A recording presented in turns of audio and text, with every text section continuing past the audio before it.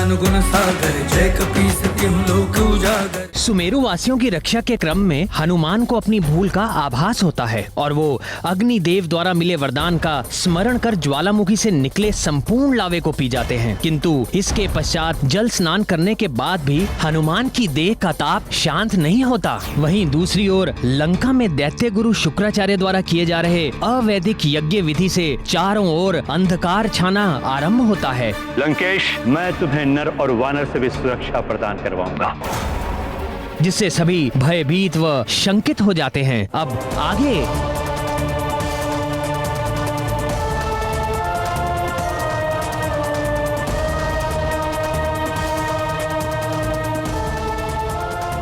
महारानी जी, अब चिंता मत कीजिए, युवराज शीघ्र ही स्वस्थ हो जाएंगे।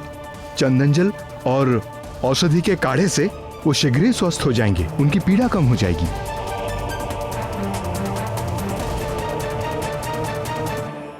हनुमान ने जब अग्निदेव की पावक हुताशिनी, वाहिनी आदि सेना को अपने भीतर समाहित कर लिया था, सूर्य को निगल लिया था, उस समय भी उन्हें कुछ नहीं हुआ था।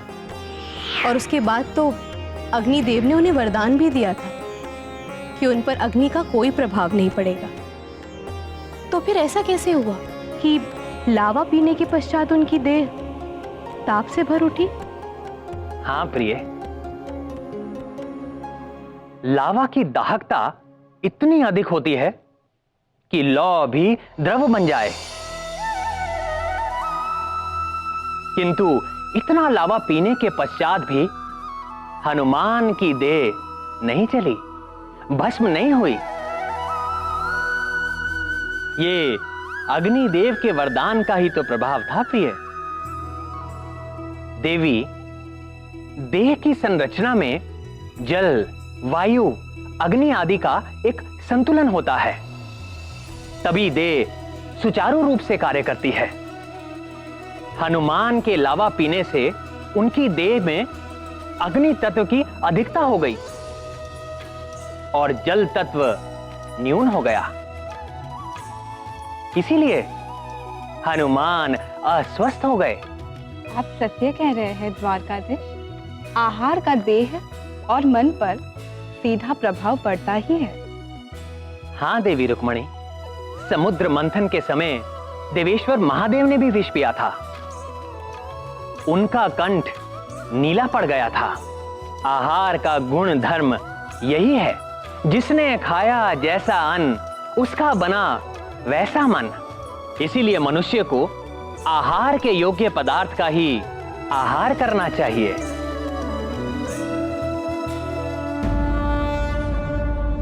युवराज, इसे पीजिए।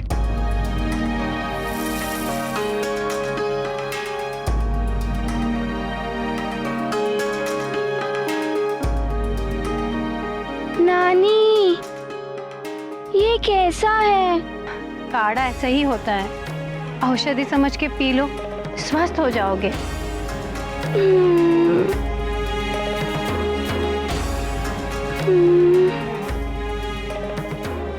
ठीक है।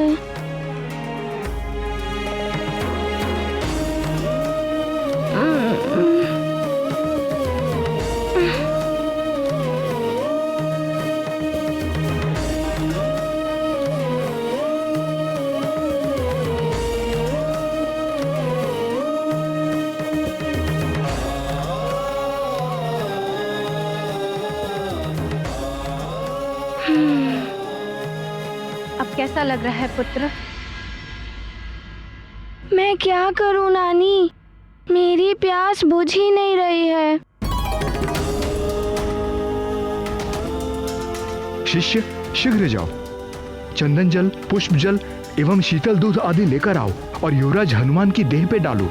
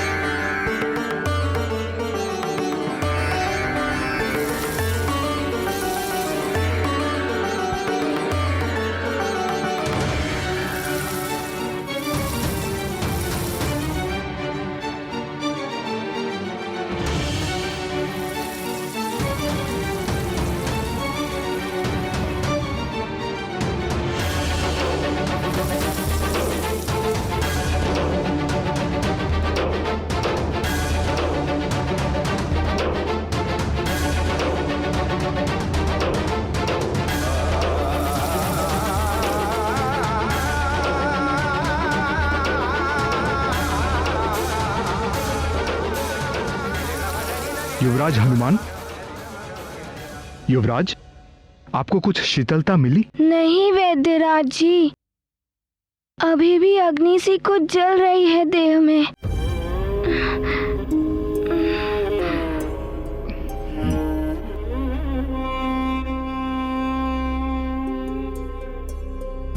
कोई औषधि काम न आए, लावा के तप से तपते हनुमान। राज वैद्य करे हर उपचार, किंतु कैसे धैर्य धरे हनुमान। सब चिंतित और व्यथित है, अब ना सूझे कोई युक्ति। प्रभु हर लो पीड़ा मेरे लाल की, मांजना करती विनती। हे ईश्वर, मेरे पुत्र को इतनी पीड़ा क्यों दे रहे हैं आप?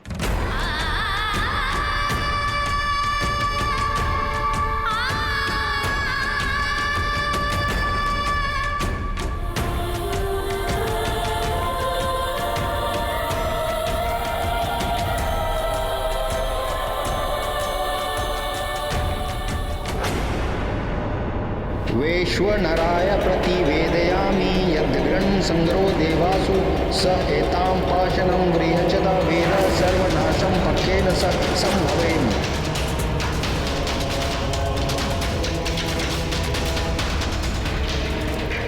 गुरुदेव, आकर्षण कवच को सिद्ध होने के लिए और कितना समय लगेगा? समय तो लगेगा लंकेश, किंतु कितना यह कहना कठिन है।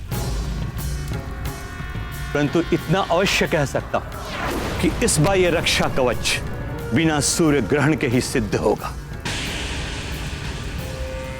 मेरा तपोबल सिद्ध करेगा इसे। कवच की चमक के साथ ही अब यह यज्ञ पूर्ण होगा।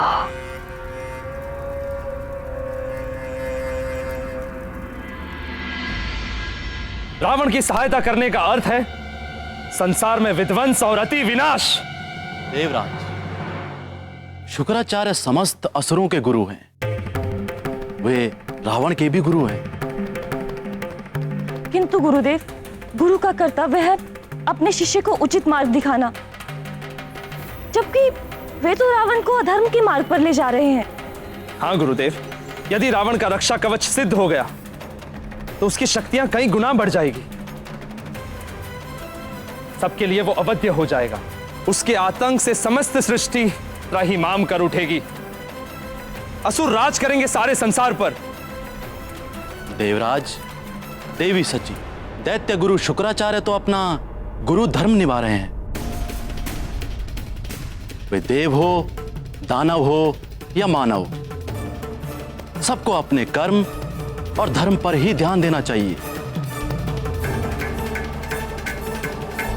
वैश्वनराय प्रतिवेदयामि यद्गृहन् संग्रो देवासु स एतां पाशनं गृह्यचदा वेद सर्वनाशं पक्षेन स संभवेम।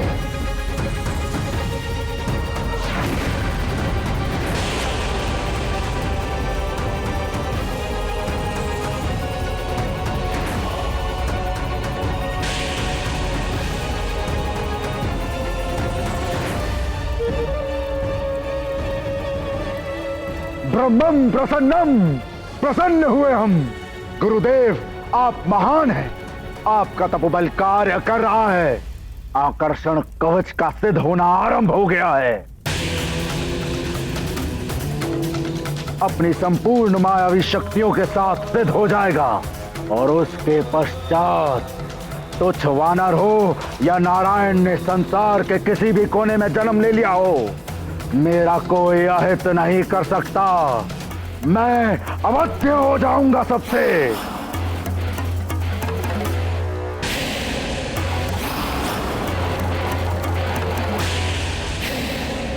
देखा आपने देवगुरु, ये शुक्राचार्य क्या करा रहे हैं। इन्हें तनिक भी भान नहीं है कि रावण ये शक्तियां पाकर क्या करेगा।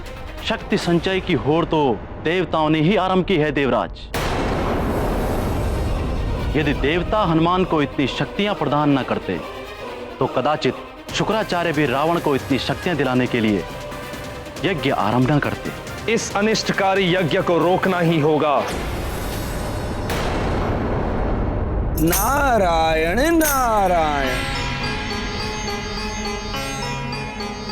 अरे आप सब तो रावण के यज्ञ की चर्चा में ही उलझे हुए हैं। उधर संकट मोचन हनुमान स्वयं संकट में है। उनकी पीड़ा का अंत कैसे होगा? हनुमान की पीड़ा भी चिंता का विषय है देवर्षि नारद, किंतु सर्वप्रथम मुझे रावण के इस यज्ञ को रोकने के लिए कुछ तो करना होगा। यही मेरा उत्तरदायित्व है।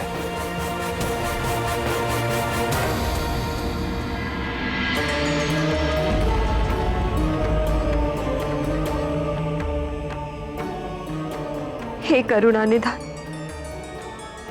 करुणा कीजिए मेरे पुत्र पर। मैंने तो आप सब देवताओं के द्वारा दिए गए वरदान स्वीकार कर लिए थे और ये संकल्प लिया था कि आपका महान उद्देश्य पूर्ण करने के लिए मुझसे जो भी योगदान हो सकेगा मैं दूंगी। मुझे ज्ञात है ये मार्ग बहुत कठिन है। हे प्रभु, वरदान आपने दिया है, परीक्षा भी आप ही लेंगे।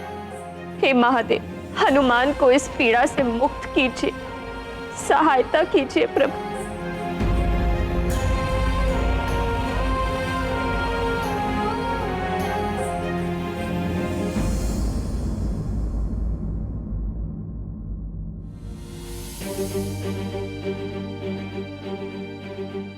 महादेव, स्वामी, मुझसे हनुमान की असीम वेदना अब और नहीं देखी जाती।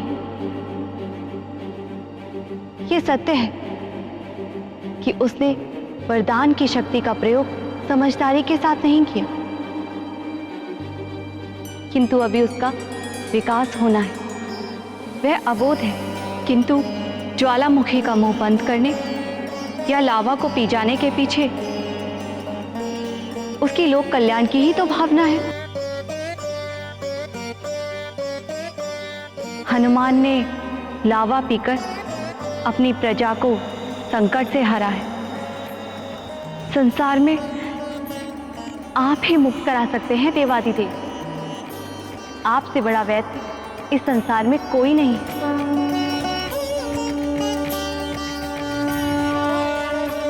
मैं समझ रहा हूं आपका आशय क्या है करुणामयी देवी।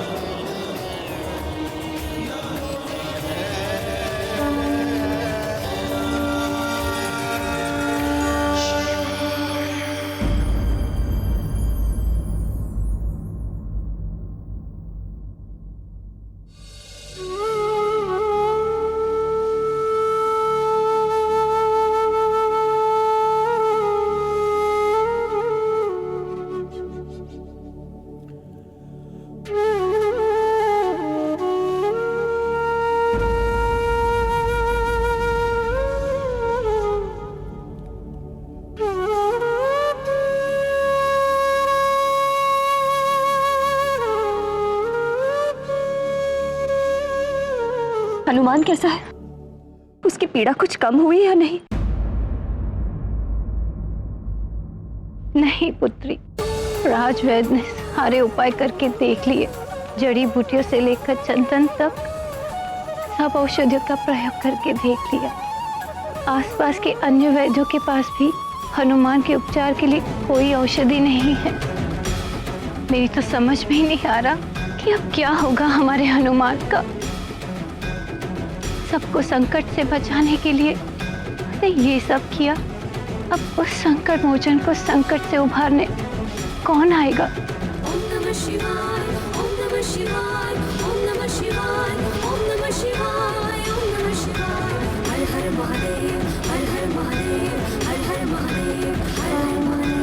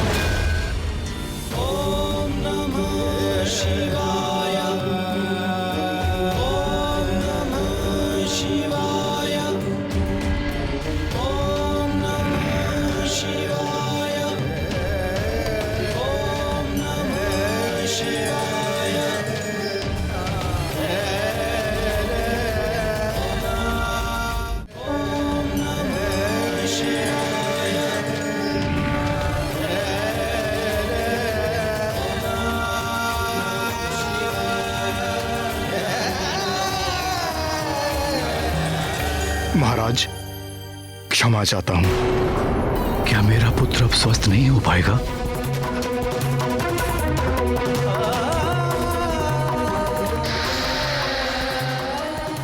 स्वामी, यदि मेरे पुत्र को कुछ हो गया तो मैं भी जीवित नहीं रह पाऊंगी।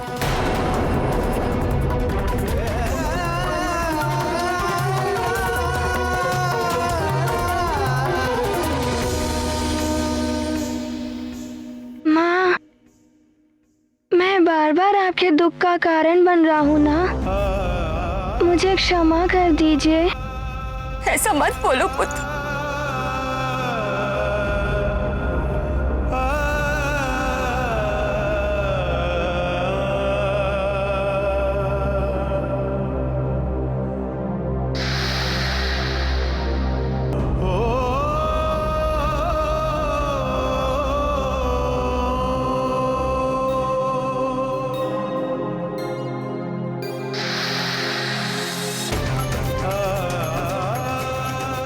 अनेकों विपरीत परिस्थितियों का सामना किया मैंने। महान संकटों में भी साहस के साथ अडिग रहा मैं, कभी हार नहीं मानी। किंतु आज अपने पुत्र की पीड़ा देखकर ऐसा लग रहा है जैसे हार गया हूं मैं।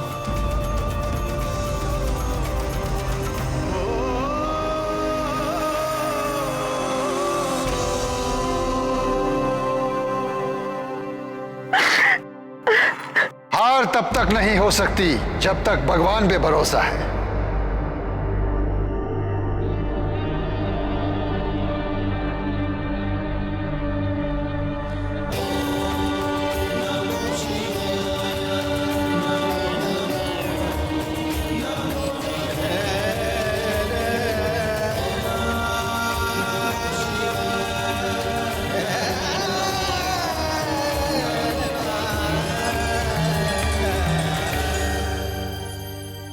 चिंता चिता तक पहुंचा देती है, देह को नष्ट कर देती है।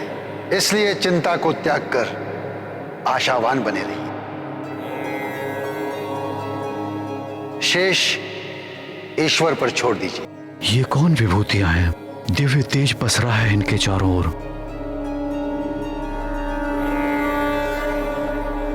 कौन हो सकते हैं ये?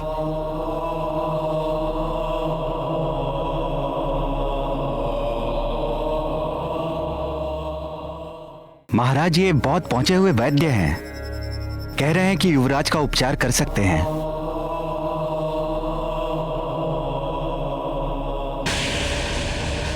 आपका स्वागत है वैद्यराज। कहां से पधारे हैं?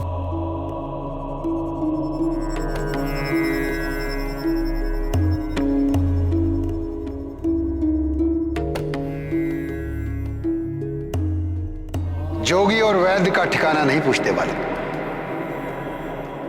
हम तो रमता जोगी हैं, बहता पानी। आज यहां तो कल कहीं और। उपचार करवाना है तो बताइए। करवाना है महाराज। एक बार इन्हें भी युवराज का उपचार करने का अवसर देकर देख लीजिए। हाँ सेनापति, मुझे क्या आपत्ति हो सकती है भला? किंतु महाराज, वैद्यराज मुंह मांगा शुल्क लेने की बात कर रहे हैं।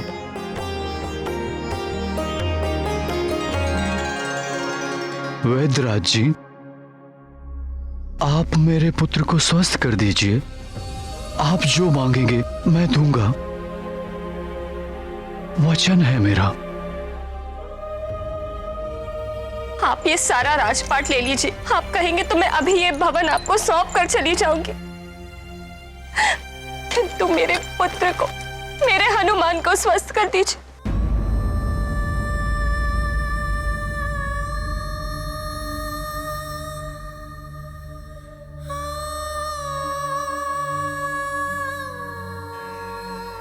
महादेव से बड़ा वैद्य और कौन हो सकता है संसार में। अब मेरे हनुमान की पीड़ा अवश्य शांत हो जाएगी। नारायण नारायण। महादेव जैसा वैद्य तो विरले ही किसी भाग्यशाली को मिलता है। धन्य हो तुम हनुमान, जो महादेव स्वयं तुम्हारी चिकित्सा के लिए पधारे हैं। आइए वेदराज जी।